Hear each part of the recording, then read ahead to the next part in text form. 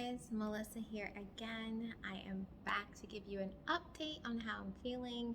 I am officially 12 days post my DIEP surgery and I feel like I've made significant strides, guys. Like, you'll see. I have some pictures and some video to show you throughout this so you'll know just how far I've come. So let's get started. Let's talk about pain. On a scale of 1 to 10 today, I would say my pain is probably at like a 1 or 2, and it's not a constant pain. It's more when I try to do certain activities or push myself a little bit further, and more so the pain is still in my stomach, not so much in my breast. I have started over these last couple of days to feel like, I think it's nerve pain. So you get like a sharp pain in your breast area.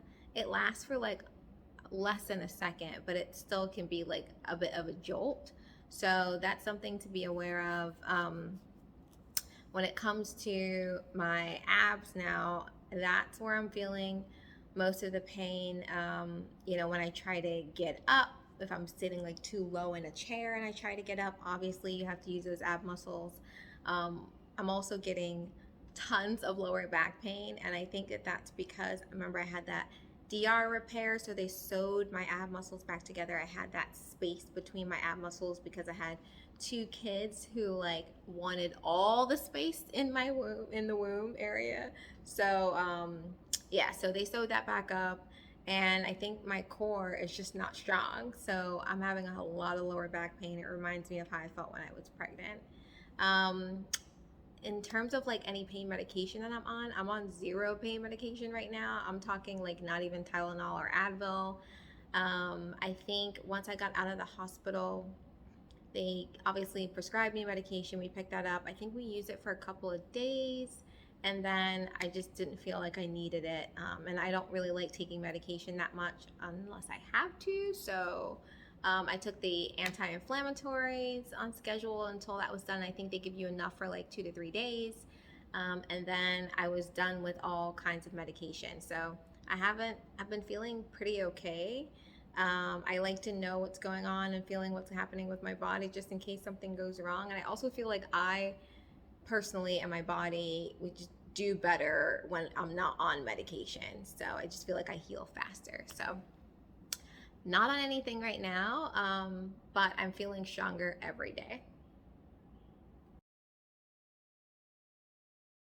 Let's talk about standing up straight, which becomes like the #1 priority, or at least just standing becomes the #1 priority after you have the surgery. So they like you to get up and walk around, or just go to the bathroom, or to make laps, because the more you move, you're kind of waking your body up, and it's like a signal for you to heal. Let me tell you guys, the first time that I stood up to go to the bathroom, I thought I would never get there. And you'll see in a second, I look like Sophia from Golden Girls, hunched over and just like chipping my way to the bathroom. It's not like it hurt because I was on like a lot of pain meds at the time. It was more so that my stomach was so extremely tight that I just could not imagine a world where I could stand straight. Like, I was like, oh, well, there it goes. I'm gonna have to get me a cane, a walker, something, because I'm never gonna be able to stand straight again. You just don't think your stomach muscles can like stretch this way. This guy, if you want.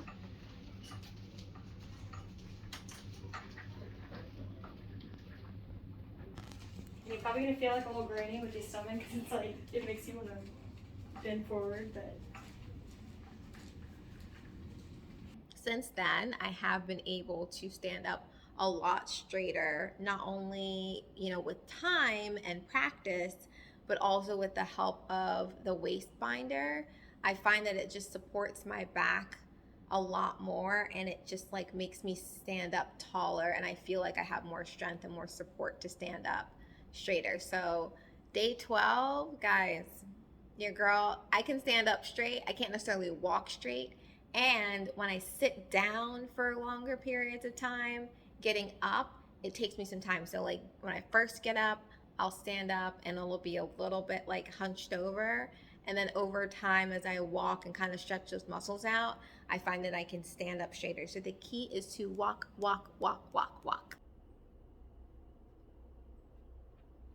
Just a super quick note about reaching. I think I went over the restrictions in the last video, but just in case, so you don't have to go all the way back there, you cannot lift your arms past 45 degrees this way. You definitely can't lift them up more than 90 degrees this way. You just should not be like lifting your arms up or like reaching too far forward. And they definitely don't want you lifting anything, you know, more than 5 pounds. At least in my case, it wasn't anything more than 5 pounds. So make sure that you pick a caregiver who has a lot of patience and who like is just like, I don't know, just pick a really good caregiver. I ordered. What was it? Oh, it was that chicken thing, right? Because I don't think that people talk enough, especially in that first week, about how much you cannot do for yourself. I'm talking you can't bathe yourself, and you definitely can't bathe your back. Not with these restrictions, you know, like what are you doing? You know, you might be able to soap up and, you know, work your way down and shimmy, but you definitely ain't getting back here. So if you ever want to have like a clean back in the first week, I would say pick a really good caregiver. You know, if you're laying down, which you will be resting a lot and sleeping a lot, you know, when you need some water, when you need to take your medication, especially those first couple of days, you need to take things like, I think I had to take my anti-inflammatories every 6 hours. So if you need to take those, you need someone who's going to be able to wake you up, who's going to be responsible, who's going to be on time, set alarms, and then be able to hand you that stuff. Getting dressed, same thing. I watched this really cool YouTube video. I mean, obviously, everyone tells you to wear button-up clothing or button-down clothing so that you can easily like get dressed and get undressed. Yes, but what if you just really want to wear a t-shirt or you don't want to buy any additional clothing?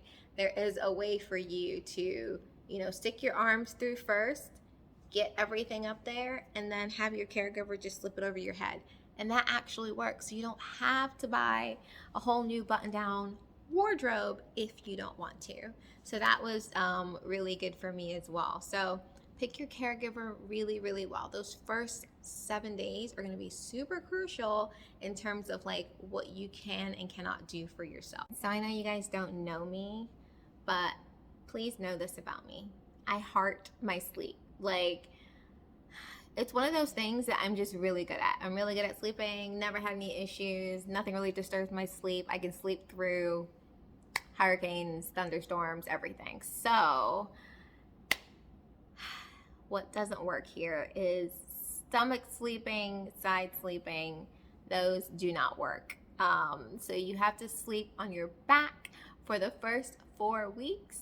I'm only 12 days out, guys. I'm still struggling with this a little bit, but let's just say it's much more comfortable on my couch, which is where I sleep now, versus trying to sleep in a bed. So I was in the hotel room, obviously, after we moved from the center. So I ordered all the pillows. I think we had 8 pillows there. I let my mom have 2 because I'm a kind individual. But I had, I think, 3 behind my back, and then 1 here, and then 1 under my knees to sleep. It was rough. It was rough, guys. I'm not gonna lie. It's not something that I just, you know, I didn't have a lot of pain. I didn't have a lot to complain about in that area, but sleeping was hard. Like, I would wake up and I'd kind of be like lean to the side or like, you know, too far back because the pillows that were hard or firm got like super soft. And then trying to get up from this position was a struggle too at night to go to the bathroom. So it was just rough. So if you can get a recliner, maybe try that. I have a deep couch at home, so this works really well for me. But just trying to get on the bed, or if you have a bed, I've heard wedge pillows work really well.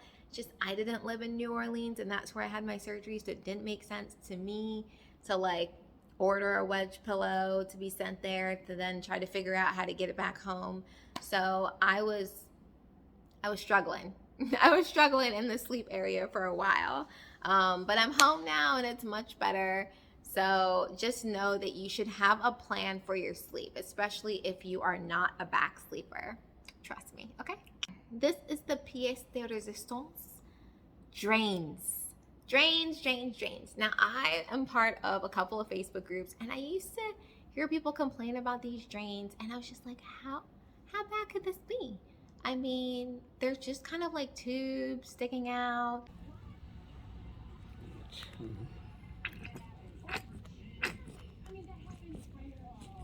Like, how bad could it be to actually like take care of these things and like go through life with these things for, you know, a couple of weeks? They were right, okay?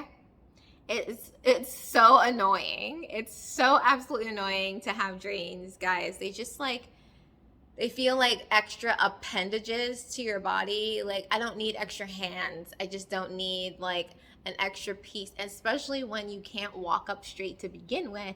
To have another thing hanging off of you, it's not fun, okay? So when it comes to drains, I had 4 drains. So I had one on each side of my chest area, and then I had one on each hip. And I was lucky. I was able to get my drains out. So I got 3 drains out on the 7th day, and I got my 8th drain out. My mom actually pulled it out for me. I got my 4th drain out on the 8th day. My mom pulled it out for me. So I didn't have to have my drains in for weeks and weeks and weeks. But just those 8 days, trust and believe, I was like, when these coming out? I was ready, okay? I was counting down. And when I went to my post-op visit 7 days after, I didn't know they were gonna take them out. Yo, the dance that I did, just know I was the happiest girl. Like I was ready to celebrate. I thought it was Christmas, my birthday, all those things, just to get those damn drains out. Like, they're not fun.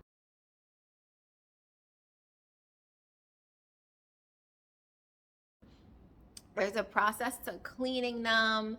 You have to clean them every so often. You know, there's swabbing involved. There's even like in emptying them out and checking them, there's like this process that has to be done twice a day by your caregiver to make sure that, you know, they're measuring the amount of liquid coming out of the drains, and that's the indicator for when those drains can actually come out, right? So that all has to be done in a timely fashion, and it is not fun, okay? They are tubes coming out, so sometimes, you know, you can feel some of the tugging and pulling when you move and you scoot in the bed, and you're not strong, so you're just kind of like a mess. And I don't miss those drains. That's one thing I do not miss. And all you ladies who were complaining about them, and I was like, oh, they must be overreacting, I apologize. I'm so sorry. I was so wrong. Please forgive me. In terms of eating, I didn't have any like major restrictions, nothing that I couldn't eat. I read that protein really helped, and I hate protein shakes. Like, guys, I really love food. So like anything that's kind of like a food substitute, I'm not really here for. I'm a Caribbean girl, so I like food and I like it seasoned well. So I ended up eating a lot of meat and veggies where I could. So I had bacon, and I know there aren't a lot of pork people out there. I'm not recommending you eat pork. I'm just telling you what I ate. I ate bacon, and I ate chicken and beef. I ate all the animals pretty much.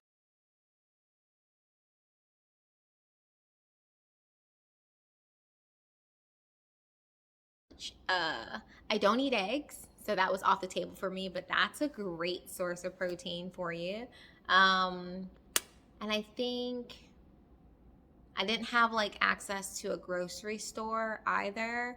or a kitchen because we were staying in a hotel. So I couldn't really drink like, you know, smoothies or juices with like spinach and stuff. But if I were home, that's something that I would have done. Those first couple of days, I really just kind of made sure that I had a good chunk of protein on my plate every time I ate. And I started actually eating protein. Well, I mean, I've been eating meat for a long time, but I heard that eating protein and actually pineapples apparently maybe help with healing through surgery. And then the one thing that they told me at the center was to start taking a multivitamin a couple weeks before surgery as well. So I definitely got to talk about this because I think when you go into this surgery, I mean, if I'm being honest, this surgery was kind of like my silver lining throughout this whole year. It's like I had a bit of a mommy tummy, a granny tummy with the shrivelly skin. You know, my kids stretched me out to here when I was pregnant. So knowing that I would have the opportunity to like get rid of all that extra loose skin was really kind of nice. I'm not gonna lie. I didn't want to have to get cancer to get rid of it, but I had cancer. We were here, so this is where we are. Okay, so I just want to set expectations though. So after I woke up from surgery, my stomach looked pretty flat to me. So when I looked down, I forgot though, I was on a lot of medication and I also was laying on my back.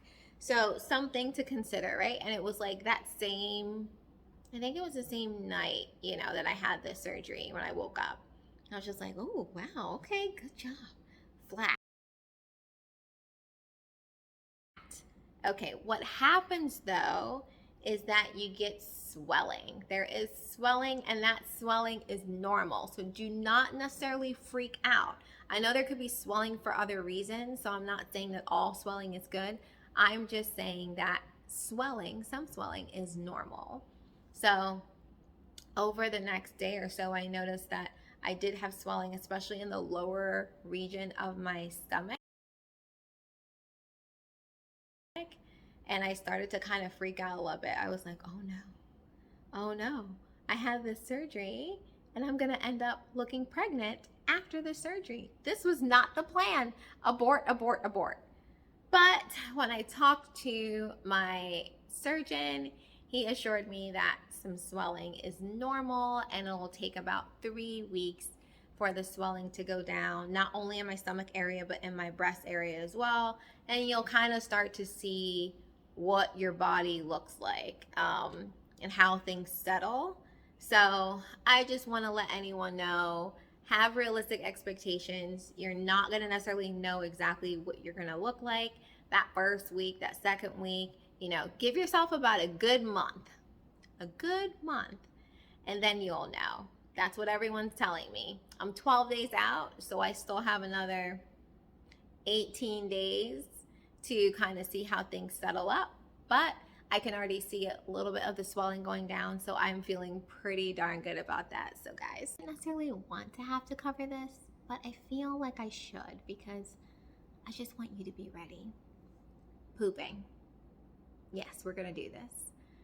So a lot of people do have issues with this, and they are aware at the hospital because let me tell you, yes, they do give you pain medication and they give you anti-inflammatories, but you know what else they give you? Stool softeners from the beginning. As soon as you open your eyes, they're like, hi, how are you? Wonderful. Here, take this stool softener because you are going to be constipated. And we just want to make sure that we are doing what's best for you. So you make sure, you heard it here, folks, when you open your eyes, you get that stool softener, you start taking it on a regular basis until you poop. So I'm also a Caribbean girl and I have a Caribbean mama.